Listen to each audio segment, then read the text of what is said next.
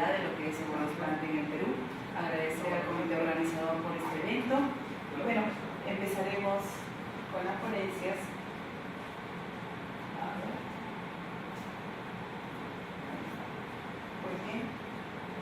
Este es mi hospital, el Perú, el Hospital Guillermo Almenara de Irigoyen, que hoy en día ha cumplido ya 72 años. Es el lugar donde trabajamos y se encuentra ubicado en una zona bastante popular de Lima, Perú. Solo para mencionar, lo que es trasplante en el Perú se inició como un servicio de investigación en los años de 1980. Luego, posteriormente, en el año 2000, vino a pasar parte ya como un servicio únicamente de lo que es trasplante y cirugía. Y en el 2008 se genera lo que es el trasplante ya como un departamento en donde se integran las tres áreas de trasplante: el servicio de trasplante de hígado, trasplante de riñón y lo que es el servicio de trasplante de apoyo quirúrgico, en donde tenemos los demás trasplantes: trasplante de pulmón, páncreas, riñón y muy pronto trasplante de corazón. Quiere decir que en este hospital se realizan todo tipo de trasplantes. Es el único hospital referente grande en el Perú que se encarga de los trasplantes, y actualmente estamos apuntando a lo que es formar parte pronto el Instituto de Trasplantes. Pues bien, desde el año 1969 que se viene haciendo los trasplantes en nuestro país. Como lo ven acá, empezó en lo que es en las Fuerzas Armadas. Posteriormente, lo que es trasplante se vino realizando en otros hospitales, en otras provincias. Vale decir lo que es en Almanzora Guinaga, que está en Chiclayo, luego en el 93 en Arequipa, en el 95 en Tacna y en el año 97 en Cusco. Actualmente el Ministerio de Salud ya lo viene realizando en el Hospital Cayetano de Heredia en el año 2007. Vale decir que la salud en el Perú se divide en tres áreas bien grandes: lo que es el Ministerio de Salud, Salud y las Fuerzas Armadas. Estas son las tres divisiones y los tres tipos de seguros en los cuales nosotros como ciudadanos tenemos acceso. Pues bien, desde que iniciamos el trasplante en los años 69 se han venido produciendo diversos cambios significativos en favor de los pacientes potenciales receptores. Bien es cierto que la diálisis actualmente en el Perú se hace de una manera muy efectiva con la última tecnología con la que se puede contar, pero recordemos que solo sustituye algunas funciones de lo que es el riñón, porque lo que es la regulación de los líquidos, lo que es el déficit hormonal, no lo hace la diálisis. Y también es verdad, para recordar, que la enfermedad renal crónica es un problema de salud a nivel mundial, y que el trasplante renal mejora la calidad de vida. Sí, es cierto, mejora la calidad de vida, pero también hace que uno se desprenda de una máquina, se desprenda de una fístula, de un catéter de larga permanencia, y tenemos que recordar que es un tratamiento de elección versus a lo que es un tratamiento sustitutivo con las máquinas, y ahí influye mucho lo que es costo-beneficio. Todos sabemos que una hemodiálisis es mucho más cara.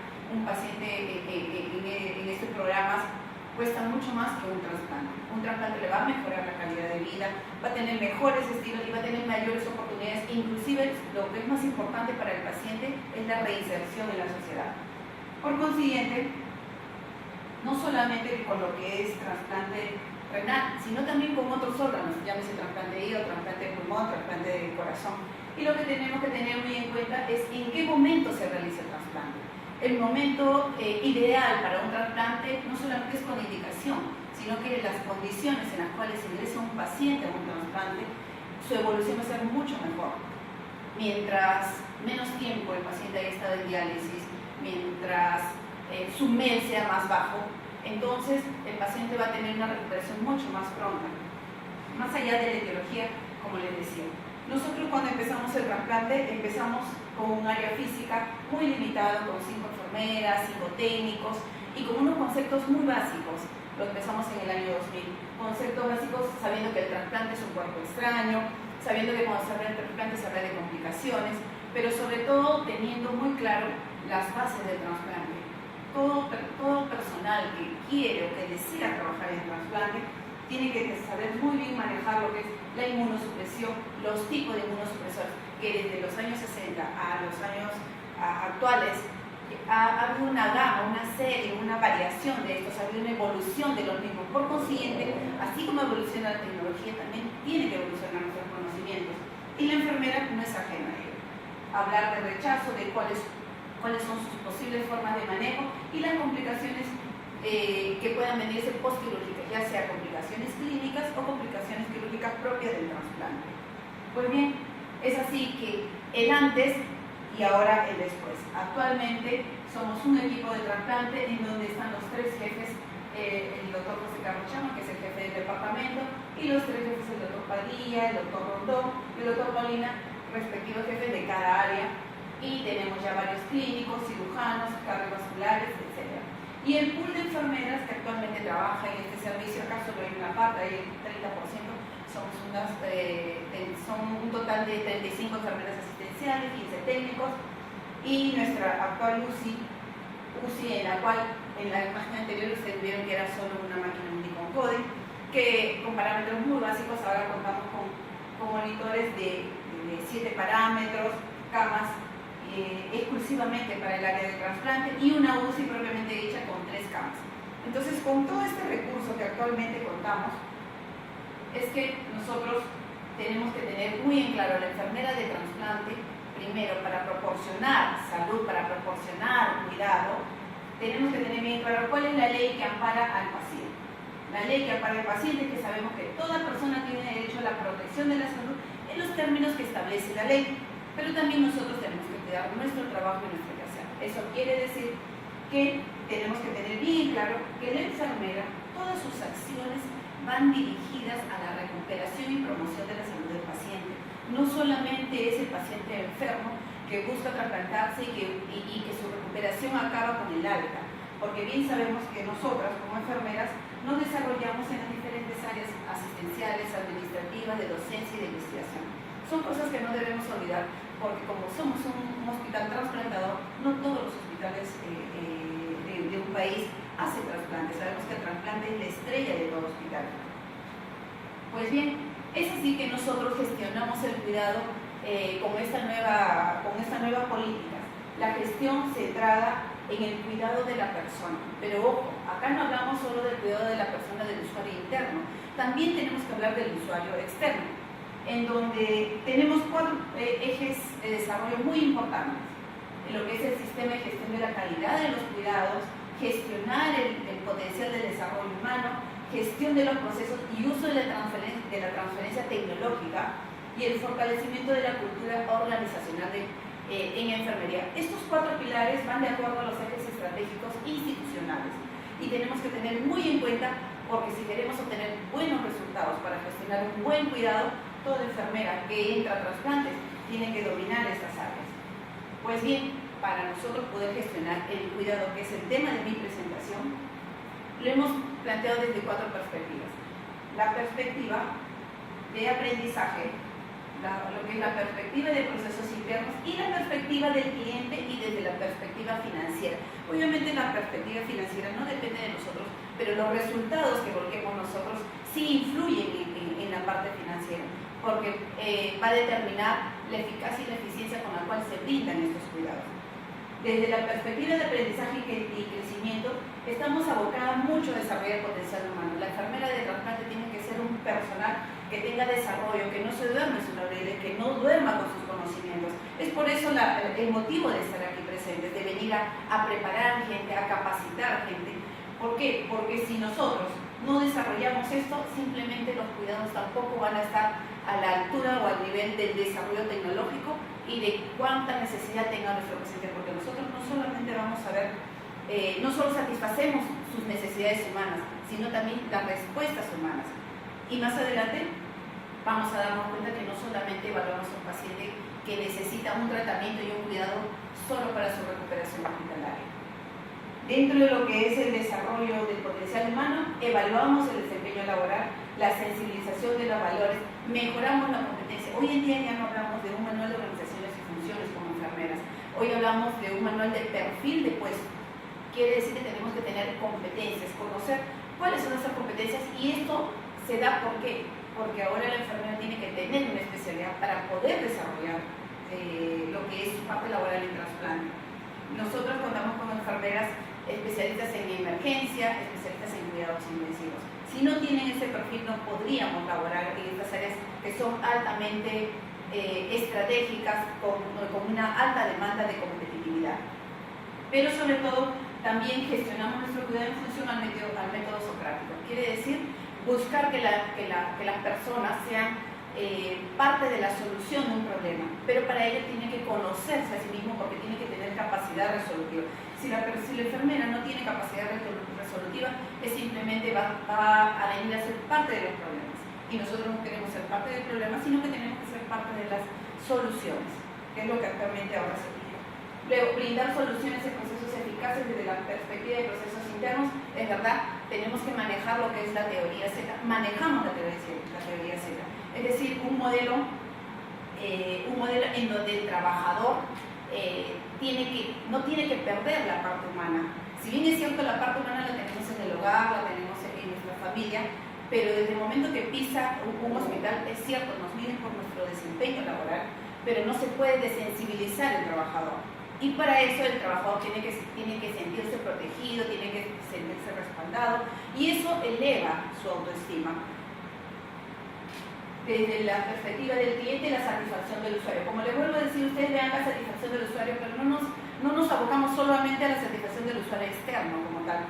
Es muy importante, si tú no tienes a un usuario externo, tú no tienes una enfermera motivada, a una enfermera emocionalmente con una madurez que le permita solucionar los problemas, simplemente esta persona no va a poder brindar los cuidados de calidad y no vamos a poder lograr los objetivos.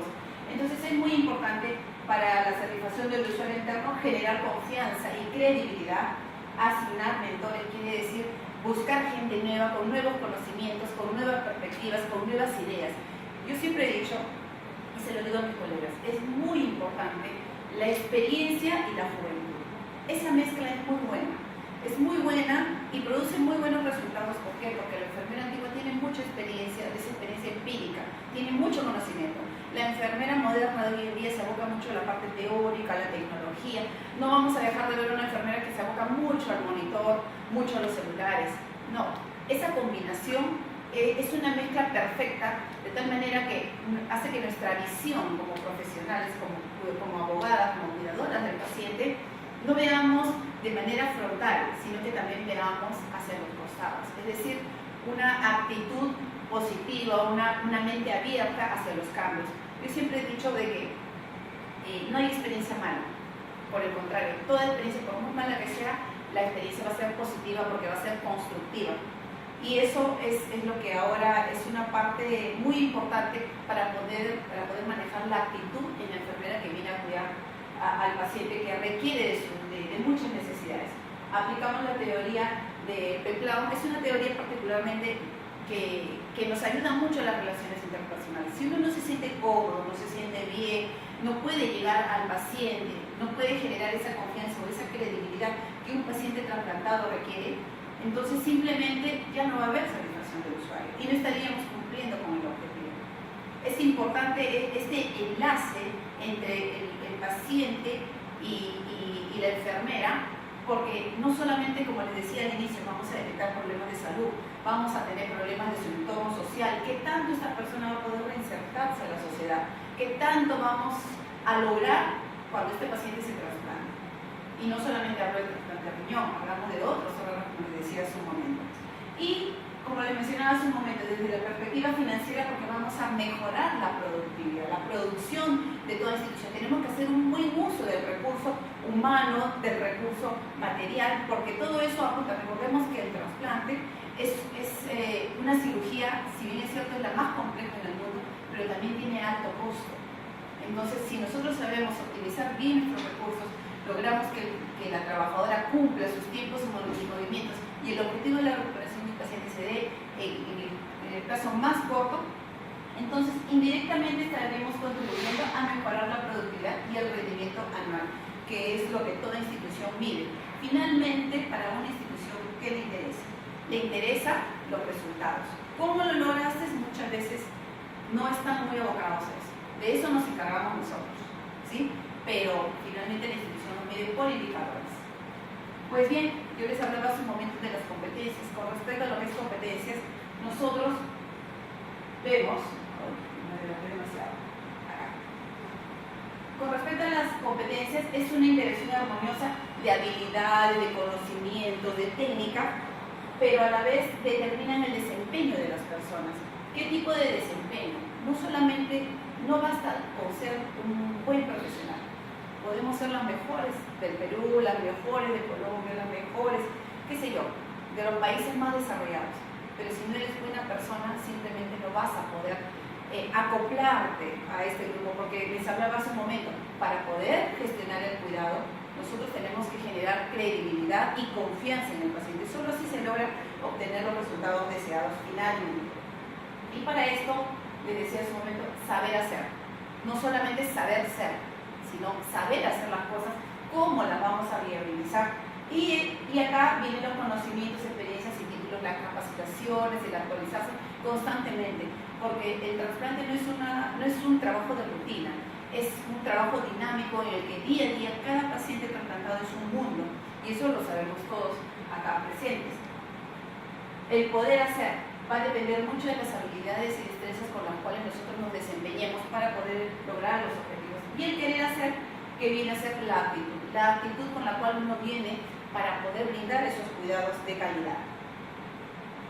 Pues bien, como les decía hace un momento, el conocimiento puede ser empírico, puede ser un conocimiento científico, pero finalmente la actitud, las habilidades y la destreza que nosotros demostremos a la hora de brindar el cuidado, de gestionar ese cuidado, cumplir con las normas, cumplir con los protocolos, todo eso es un conjunto de conocimientos que la enfermera tiene que lograr para llegar a esto, a la prevención y promoción de la salud, a los procesos de una atención de una manera metódica. Hablamos de una manera metódica porque hablamos de protocolos. Recordemos una cosa es protocolos y otra cosa son guías. El tema que a mí me han asignado hoy es protocolos y gestión. Pues bien, para nosotros los protocolos es algo más rígido, es algo que involucra a varios profesionales y nosotros cogemos la partecita que nos corresponde, pero las guías son más flexibles, es más propio de enfermería. Lo que es los procedimientos, protocolos y guías, el cuidado en situaciones específicas, ya sea que el paciente salga de un quirófano directo a una UCI o directo a un área de recuperación o quizás de frente al servicio al cual haya sido trasplantado. En este caso los pacientes trasplantados renales vienen directo a la sala de trasplante. En cambio, un paciente trasplantado de pulmón, de corazón, de hígado, vienen a una UCI. En este caso nosotros contamos ya con una UCI. ¿Y cómo vamos a lograr todos estos objetivos? ¿Cómo vamos a lograr que todo esto se haga efectivo? Con una comunicación más fluida, un feedback que permita que todos hablemos el mismo idioma. Y a su vez, la buena comunicación va a mejorar las relaciones entre las personas, entre las colegas, el trabajo en equipo, no equipos de trabajo. ¿Nosotros por qué queremos un equipo de trabajo? Porque el trasplante no funciona así. Nosotros tenemos que hacer un trabajo en equipo, porque finalmente tenemos que acoplarnos de tal manera que al final el resultado sea de un equipo. No buscamos individualismo. Teniendo en cuenta lo que es ética y valores, la actualización y capacitación, pero lo más importante, implicancia y compromiso profesional. ¿Qué quiere decir implicancia y compromiso profesional? Quiere decir ponerte la camiseta, ponerte la vincha, así como los aliancistas, como los del Boca Junior, que vienen con su vincha, su camiseta. Lo hacen ¿por qué? Porque lo sienten, lo viven. Igual es la enfermera en trasplantes. Tienen que vivirlo para poder brindar unos cuidados y satisfaga la expectativa no solamente personal y profesional, sino también de todo el grupo, incluyendo al paciente mismo que se trasplanta con una expectativa muy grande, quizás, dependiendo del órgano, con la oportunidad de querer volver a vivir. Sabemos que el trasplante renal nos da la opción de elegir si vivir dependiendo de una máquina o desligarse de eso y tener una nueva opción de vivir un nuevo estilo de vida. Pero en otros órganos es distinto, porque en otros órganos al paciente no le queda otro más que decidir querer trasplantarse, porque si no se trasplanta se va a morir. Entonces nosotros vivimos entre la vida y la muerte, lo palpamos a cada instante y eso hace que nosotros no nos desprendamos de la desensibilización. Tenemos que ser más sensibles, más humanos. Pues bien, este es el grupo de trabajo y para ello nosotros somos una organización que tenemos que buscar el trabajo en equipo. Para ello hay muchos ejes que nos integran, lo que es la autoestima, la creatividad, asertividad, la persistencia, tener mucho coraje para nosotros saber qué es lo que nos compete según la norma, según nuestra ley, hasta dónde podemos llegar. Si bien es cierto, la enfermera no sugiere, pero sí indica el médico. Pero nosotros al sugerir, indirectamente le estamos diciendo, mire señor, mire doctora, mire doctor, esto nos parece que el paciente ha manifestado, le parece, si se puede hacer, y simplemente sugerimos, pero al final muchas veces esas sugerencias se toman ya como una indicación. ¿Por qué? Porque la experiencia, el tiempo, hace que de alguna manera nos empoderemos de nuestros conocimientos y de nuestro pasar diario. Como les decía hace un momento, la pasión, la visión, la capacidad de aprendizaje y buscar logros para finalmente obtener unos buenos resultados que nos van a ayudar bastante a que este equipo se pueda desenvolver bien, pero todo sumando a favor del paciente, no sumando a favor de la persona, porque cuando un paciente se recupera, no hablamos de que fulanita o que Patricia o que María logró que ese paciente se recuperara, o que el cirujano o que el vascular, no. Hablamos, el paciente cuando se manifiesta de todo un equipo de trabajo. El reconocimiento es por fases, pero finalmente para ellos es el equipo de trasplante. Pues bien, lo que les decía hace un momento, cuando valoramos, hacemos una valoración multidimensional. Evaluamos al paciente desde su punto cognitivo, desde el área social, área existencial, el área práctica, su familia, ¿no? Y vemos también la edad, el sexo, la raza, qué religión. Porque si es un paciente que pertenece a una religión que no puede recibir sangre, ¿ustedes creen que contraindica el trasplante? No lo contraindica porque esa persona tiene derecho al trasplante, tiene derecho a una nueva oportunidad de vida y no somos nosotros quienes lo decidimos, ¿sí? Pero con todo eso es que nosotros tenemos que tener el conocimiento para poder gestionar los procesos de los cuales finalmente va a depender nuestra acción y nuestras actividades para que estos procesos se puedan cumplir a manera cabal. Como les decía, para eso la enfermera tiene que escribir y registrar todo, no solamente el dolor, no solamente la herida operatoria, no solamente el inmunosupresor que está recibiendo. La enfermera tiene que anotar desde lo objetivo hasta lo subjetivo. Y acá, como les decía en la figurita, la enfermera actualmente escribe todo desde el inicio de su profesión hasta el final de su profesión.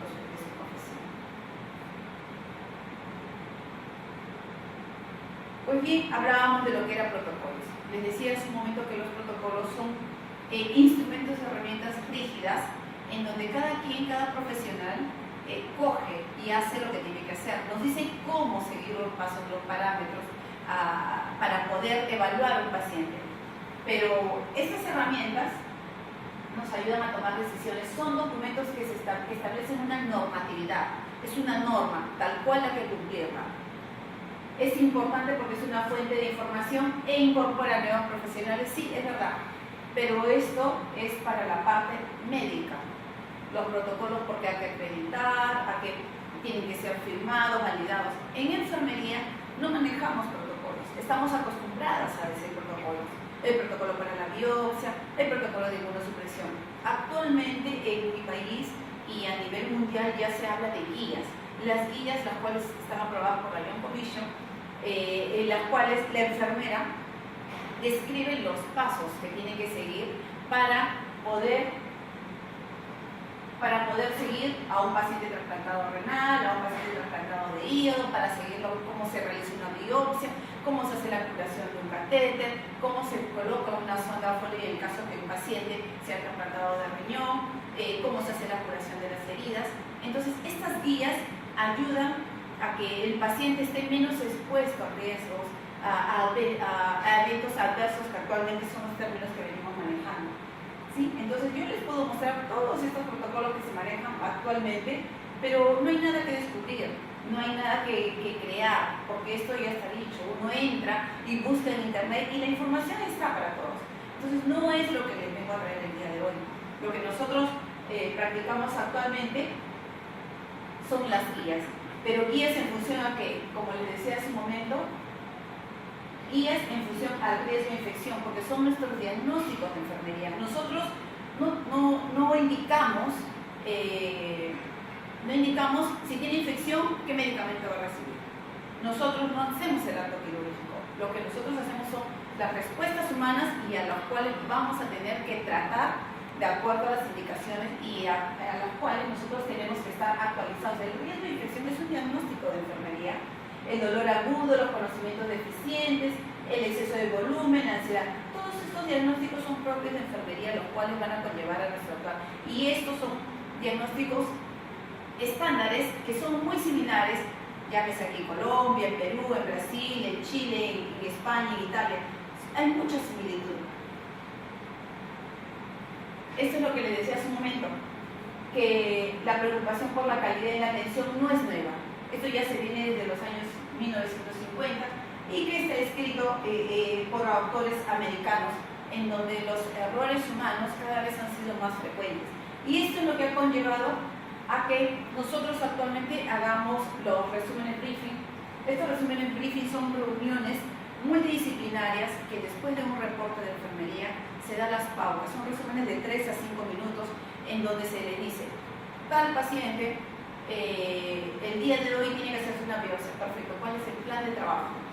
Se resalta lo más urgente, lo más prioritario, lo necesario para que todos hablemos el mismo idioma. Estas reuniones son muy productivas porque son breves y hace que el grupo de trabajo del momento sepa hacia dónde apuntamos el día de hoy. Pues bien, les hablaba de lo que es la gestión y el modelo de esquema de gestión por procesos en la seguridad del paciente trasplantado va a estar guiado a la atención segura de la calidad.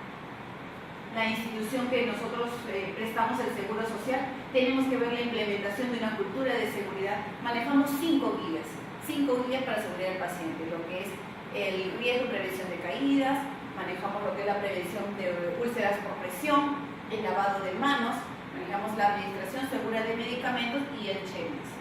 Estas guías son lo que universalmente ahora nos piden. La enfermera tiene que manejar sus actividades en función a la prevención y seguridad del paciente para brindar una atención de calidad. Entonces, yo creo que acá también lo hacen ustedes cada uno en su lugar de origen. Esto ya es un lenguaje universal en enfermería sobre las guías de atención y seguridad del paciente, para que finalmente apuntemos a disminuir los daños y riesgos.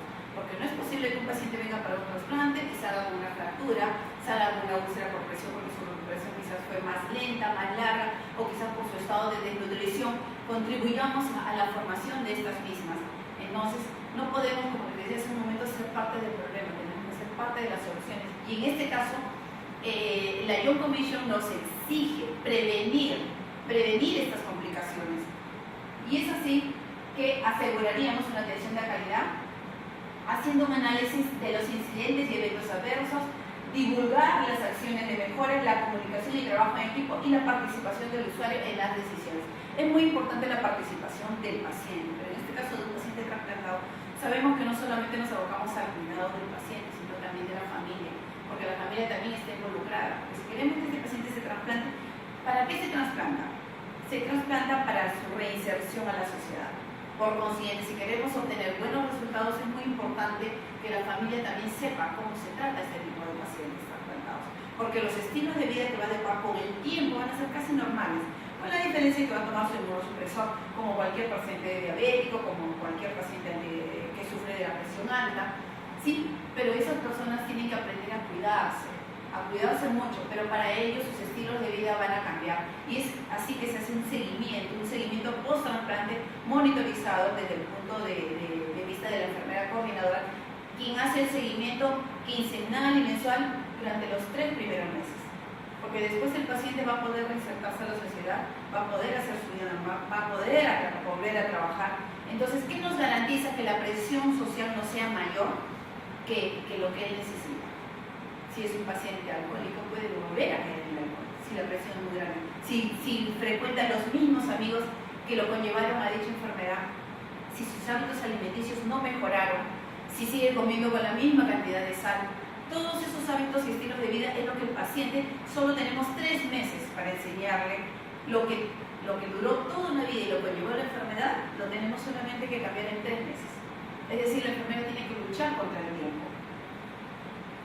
Pues bien, estas son las guías que les hablaba hace un momento, guías de práctica segura para la gestión y la atención de este tipo de pacientes. Las prácticas seguras en la gestión de riesgo e identificación correcta del paciente es algo que se está usando hoy en día, los brazaletes de identificación. ¿Por qué son importantes los brazaletes de identificación? Si bien es cierto, nosotros sabemos que el paciente una vez hospitalizado tiene una identificación sobre la cabecera en cada cama, con un número y con sus datos, pero los brazaletes son muy importantes porque conllevan errores. Un paciente trasplantado, ni bien se trasplanta, muchas veces se lleva de ecografía, para una tomografía, y si no es un paciente correcto, ¿cómo lo identificamos?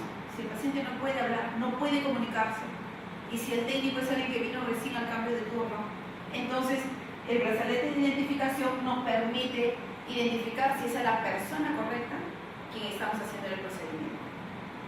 Hoy en día se ha cometido muchas negligencias por eso.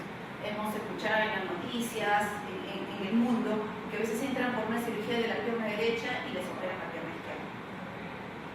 ¿Sí? Entonces, estas cositas hacen que influyan de alguna manera en lo que también es costos, en lo que también es beneficios, en lo que es los riesgos. Y nosotros estamos para eso, para prevenir de que se cometan este tipo de negligencias. Estos son unos indicadores con respecto a lo que es identificación correcta del paciente. Actualmente en el hospital estamos a un 96.68%, pero la meta es un 100%. No debe haber pacientes no identificados. Algunos de ustedes me preguntarán, pero ¿qué pasa con ese 4 o 6%? Pues bien, muchas veces los pacientes cuando entran a sala de operaciones o son reintervenidos presentan edemas en los miembros superiores y se suele cortar el brazalete. Cortan el brazalete y lo pegan en la historia. Pero cuando llegan al servicio, la historia tiene un área de trabajo y el paciente tiene otra ubicación. Y eso hace que tengamos que volver a gestionar los brazaletes, ¿sí? Y en cada turno, la enfermera está obligada a notificar, a anotar y escribir, y está obligada a gestionar otro brazalete de identificación del paciente. Con respecto a lo que es administración segura de medicamentos, también tenemos trasplantes, se encuentra acá en un 87%, porque todo lo que es reacciones adversas al medicamento tienen que ser reportados. El estándar es un 85%, estamos por arriba del estándar, y eso quiere decir que se hace un buen uso, y que si en algún momento el paciente presenta una reacción adversa, un efecto adverso, inmediatamente se suspende y es notificado. Recordemos que las notificaciones de estos eventos adversos no son punitivos. Por el contrario, van a contribuir a mejorar los procesos, a difundirlos de tal manera que los errores que cometí yo no los cometa el otro compañero o la compañera. Esto no es nada nuevo porque está escrito en artículos científicos, como ustedes pueden ver, y parte de lo que influye en lo que es indicación de medicamentos son las famosas indicaciones telefónicas, las indicaciones orales. Bien dice la norma, la indicación tiene que estar escrita con firme sello del médico tratante. Es verdad, pero ¿qué pasa cuando es 1 de la mañana, 2 de la mañana, el paciente se te pone mal y te ves en la necesidad y en la obligación de llamar? No está contraindicado, pero no debería hacerse, solo en casos excepcionales. Pero en estos casos la enfermera sí tiene que tener en cuenta los siguientes datos, ¿no? Las indicaciones verbales o telefónicas, desde el punto de vista legal sabemos que no son válidas, pero sí son válidas porque nosotros también podemos decidir. O sea, podemos hacerlo para salvaguardar la vida del paciente, la seguridad del paciente. Entonces, ¿en qué casos es necesario aplicar? En casos de urgencia, identificar correctamente la manera de la indicación y escuchar atentamente, repetir la indicación. Si nos dicen al paciente, ya, es alérgico a tramal, no le pongas tramal, ponle petirina, tanto.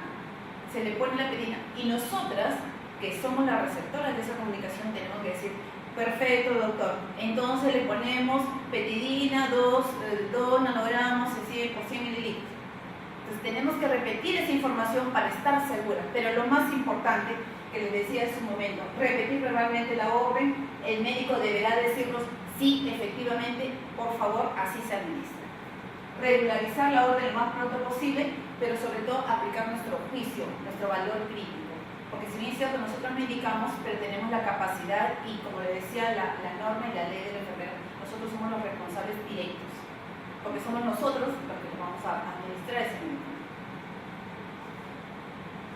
El checklist de las cirugías seguras, que esto sí se maneja universalmente, este checklist se hace antes, durante y después que el paciente sale de sala de operaciones o de algún procedimiento importante. Todos los procedimientos son importantes, pero todos los procedimientos que salen fuera de la unidad del paciente tienen que tener un checklist para verificar, como les decía hace un momento, si es el paciente correcto, si es en el momento correcto, la indicación correcta y en los tiempos correctos. Para ello, la recomendación es de la OMS y de la Young Commission. En este caso en sala de operaciones, lo hacen antes de la anestesia, antes de la incisión y a la salida del paciente.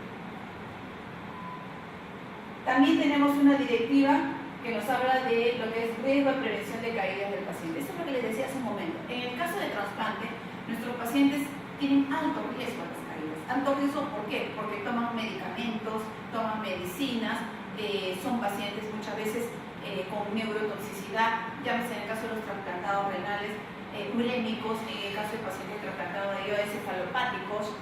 Entonces, constituyen de por sí ya un riesgo su condición.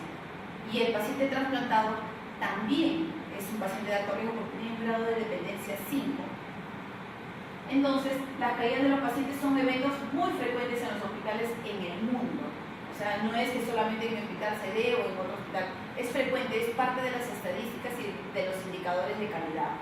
Entonces, inclusive muchas veces han sido fatales. Hace poco hemos tenido en la unidad coronaria un paciente que vino por una cirugía vascular, estuvo sentado lúcido y de repente sufrió un mareo y se cayó. Lastimosamente este paciente a las horas falleció por un problema cerebral. Entonces, son cosas que a veces uno no prevé porque no se imagina que lo que no te pasa en una vida te ocurre en un segundo. Pero para eso nosotros tenemos que tener el número de personal idóneo.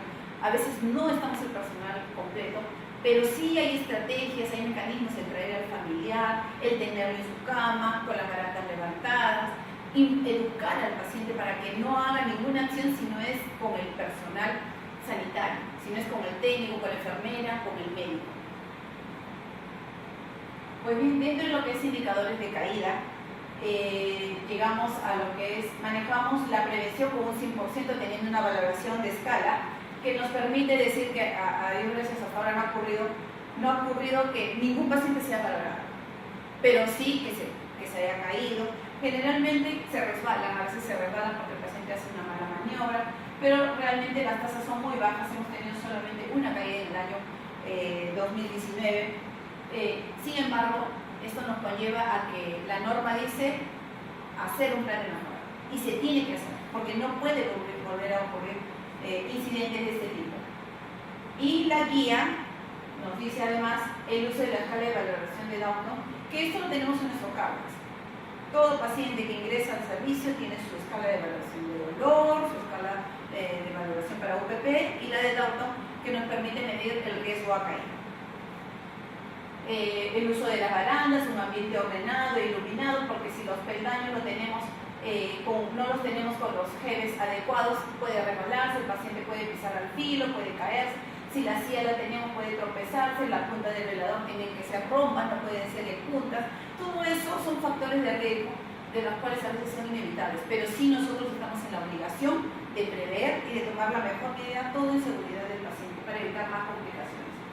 Pues, en lo que es también la guía de prevención de UPPs, no tenemos UPP porque la enfermera, la ronda está estipulada que tiene que ser cada 30 minutos. Y cuando es una unidad, hay una enfermera permanente en la unidad. Entonces los pacientes están a la vista de la enfermera. Y sería una diatrogenia que algunos de nuestros pacientes lleguen a tener UPP. Pero no quita que no las haya en algún momento que el paciente venga desnutrido, venga con sus manchas de presión. Y para eso todo el personal tiene que estar capacitado y preparado para saber qué hacer frente a eso. Pues bien, la gestión y cultura del servicio es, como les decía hace un momento, el empoderamiento de los equipos. Estos equipos de trabajo tenemos que involucrar mucho a las líderes. A las líderes porque son ellas las que tienen que resolver el problema cuando una jefa no está en el área, cuando los incidentes o los eventos o los problemas se den en los turnos de tarde, de noche, fines de semana, feriados, etc. Centrarse en el usuario, pensar en el cliente tanto interno como externo. Empoderar al trabajador para la toma de decisiones, para poder resolver los problemas. Tenemos que tener capacidad resolutiva, no podemos ser no podemos ser enfermeras pasivas, tenemos que ser activas, generar esa cultura que no es fácil, pero que sí se adquiere con el conocimiento, con la experiencia, con el tiempo. Revisión de los valores, tanto de la visión y la misión de enfermería, y el desarrollo de un grupo autodirigido, grupo de alto rendimiento. Nosotros no podemos pensar, bueno, yo le brindé todos los cuidados, todos mis conocimientos a mi paciente, pero no es suficiente. El trabajo no es individual, como les decía al inicio. El trabajo tiene que ser un trabajo en equipo, porque finalmente, si algo falla, no fue mi compañera la que falló, fue el grupo, porque no evidenciaron un trabajo en equipo. Finalmente, el que se beneficia o perjudica es el paciente. Y la información clara transversal en temas de derecho, que es muy importante empoderar al paciente tanto de sus deberes como de sus derechos, igual al trabajador. Por eso es que al inicio de la ponencia les hablaba de los derechos tanto del usuario como de la enfermera. Pues bien, ¿qué es lo que queremos alcanzar? ¿Qué nivel de desarrollo tenemos que lograr en este grupo de trasplante? O que ya somos, y tenemos que no solamente serlo, sino que demostrar que lo somos. Es el perfil de la enfermera asistencial y el perfil de la enfermera coordinadora, porque es ella quien conoce mejor al paciente antes, durante y después del trasplante. En las enfermeras asistenciales, los conocimientos, habilidades y destrezas, pero conocimientos, habilidades y destrezas no generales, sino que específicos además, tanto en inmunosupresión, en complicaciones pre- y post-trasplante, en relaciones interpersonales, el trabajo en equipo, pero sobre todo saber ubicar a la enfermera en un área de desarrollo donde se sienta bien. Y para ello son las especialidades. En Perú se exige, para trabajar en salud, que la enfermera, una vez que sale titulada, tiene que tener una especialidad. Si no tiene especialidad, no puede trabajar en salud, y menos en un área de trasplante. Para la enfermera coordinadora, disponibilidad para el cargo, motivación, entusiasmo, habilidad para la enseñanza, comunicación y empatía, porque no solamente se va a relacionar con sus compañeros de trabajo, es ella la que forma el centro, como se dice, es el árbitro en medio de la cancha, porque tiene que dirigirse hacia los médicos, cirujanos, hacia los clínicos, hacia la asistente social, si el paciente presenta un problema de rehabilitación, hacia los terapistas, hacia el banco de sangre, etc. Es ella quien va a pasar la bola, como se dice, a quien corresponda. Por eso es que tiene que tener mucha capacidad resolutiva, tiene que tener un perfil. No todas podemos llegar a ser enfermeras coordinadoras, pero trabajando en estas áreas, en esto, sí se puede lograr. Tiene que tener una excelente comunicación y una buena empatía para poder trabajar con diferentes caracteres y diferentes tipos de profesionales.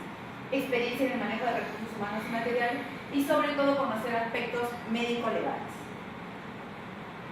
Como les decía hace un momento, las guías, estas guías, ya no protocolos, porque los protocolos sí existen, ya están escritos y ya son sociabilizados a nivel mundial los protocolos de trasplante, pero las guías de enfermería con respecto al cuidado del paciente, a lo que es su autoestima, a lo que es el conocimiento con respecto a su evolución, tiene derecho a estar informado con todo lo que se le va a hacer, lo que es la inmunosupresión, los efectos, qué puede pasar después de su recuperación y sobre todo los equipos de trabajo. Pero todo esto nos conlleva a lo que es intervenciones de enfermería no derivadas del diagnóstico, porque cuando nosotros ingresamos a un paciente para su hospitalización, nosotros ya estamos haciendo trámites documentarios. Pero eso, ¿qué cosa es? Cuenta tiempo, cuenta persona, cuenta minutos y es parte de nuestra jornada laboral. Y sin embargo, no tenemos guías.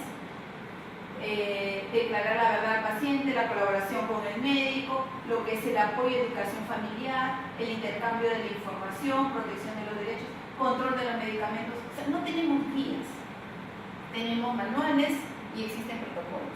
Y es por eso que nosotros tenemos que escribirlo, plasmarlo en un papel, porque las guías nos van a permitir llevar nuestras actividades de manera ordenada y de manera sistemática, de tal manera que todos hablemos el mismo idioma y todos logremos el objetivo de una manera armoniosa, pero sobre todo, básicamente, ordenada.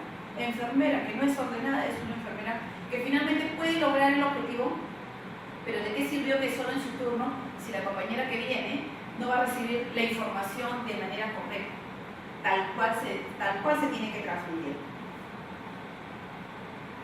Pues bien, y cuando nosotros brindamos cuidado en función a nuestras guías, a nuestros protocolos, a nuestras actividades, tenemos que medirlo. Si nosotros no lo medimos, simplemente todo lo que se hace se escribe. Y si no es medible, simplemente no resulta productivo para la organización. En este caso, para la institución. Porque la institución, como les decía hace un momento, nos mide en función a resultados. Pues bien, nosotros lo tenemos acá bien claro lo que es el indicador de resultado con las metas, las cuales se evalúan de manera trimestral, mensual o bimestral. Tenemos indicadores con respecto a lo que es porcentaje de personal participativo en planes de mejora para el servicio, porcentaje de talleres efectivizados, lo que es la formación de mentores y acá abajo lo que es de nuestra guía, ¿no?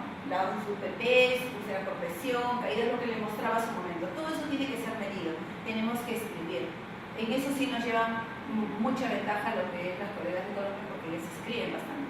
Nosotros estamos plasmándolo como indicadores porque tenemos que hacerlo, pero sí nos falta escribir. Tenemos que desarrollar estudios de investigación que permitan reflejar el trabajo de la enfermedad, sobre todo en trasplante. El trasplante es un mundo bastante complejo, pero que es muy rico en conocimiento. Y no todos los hospitales, si acá hay 50 hospitales, de los 50 hospitales, pues, ¿cuánto se dedica al trasplante? Un 20%, un 25%. O sea, tenemos mucho que impartir, porque recordemos que son grupos altamente especializados, con mucho conocimiento. Y bien, como les decía hace un momento, finalmente, ¿cuál es el mensaje para ellos? El mensaje es que el trasplante proporciona una mejor calidad de vida al liberar al paciente, como les decía hace un momento, de una máquina, de una fístula, de un catéter, y obliga a adoptar un estilo de vida diferente, sí, un estilo de vida diferente, tanto para el paciente como para la familia. El postoperatorio inmediato, la buena recuperación del paciente trasplantado, depende en gran medida del conocimiento adquirido por las enfermeras.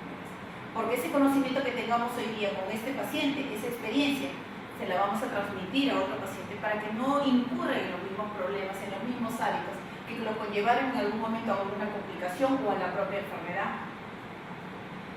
La protocolización informatizada, todo esto, como les decía hace un momento, no hay nada que descubrir, pero sí debemos publicarlo, escribirlo y debe estar sistematizado de manera ordenada. Este protocolo informatizado de los cuidados de enfermería de un paciente sometido a trasplante facilita el seguimiento y la continuidad de los cuidados y adquiere mayor importancia en este tipo de pacientes con un componente básico de educación. Nosotros estamos en la obligación moral y profesional de educar al paciente, de educar a la familia. Y el trasplantado requiere una atención multidisciplinar. Tal es así que al inicio ustedes vieron la primera diapositiva en donde teníamos a los médicos a un lado, el personal de enfermería al otro, pero finalmente acabamos en esto, todos juntos con un resultado multidisciplinar en el que el trabajo de enfermería está enfocado a aumentar el compromiso del paciente, no solo de sí mismo, sino de la familia y de la sociedad. Porque como les decía, el objetivo es que este paciente trasplantado se reinserte a la sociedad. Y para concluir, ¿existe una creciente preocupación por la seguridad del paciente? Sí. ¿Tenemos que seguir investigando? ¿Tenemos que seguir capacitándonos? También. Porque las innovaciones tecnológicas deben abordar este campo. Pero así como se desarrolla tecnológicamente un hospital, la ciencia, nosotros tenemos que estar a la par de eso. No podemos, como decir, dormirnos en nuestros laureles de conocimiento y nuestros laureles de diplomas o de certificados. Tenemos que actualizarnos y demostrar en la cancha de juego que realmente somos buenas enfermeras, buenas cuidadoras, buenas abogadas del paciente. Los objetivos internacionales de seguridad del paciente representan un enorme reto, ineludible, sí, indiscutible también, para las organizaciones de salud y los grupos de excelencia como son los grupos de trasplante. El conocimiento de protocolos y aplicación de las guías en enfermería nos traslada del dominio al control. Ya no de unos pocos con una responsabilidad, sino de todo un grupo de trabajo. Y el carácter de una enfermera es tan importante como el conocimiento que se posee.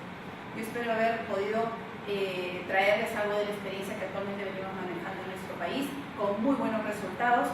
Y bueno, estoy Ana para poder resolver sus interrogantes a través de la web. Y muchas gracias por la oportunidad que me dan.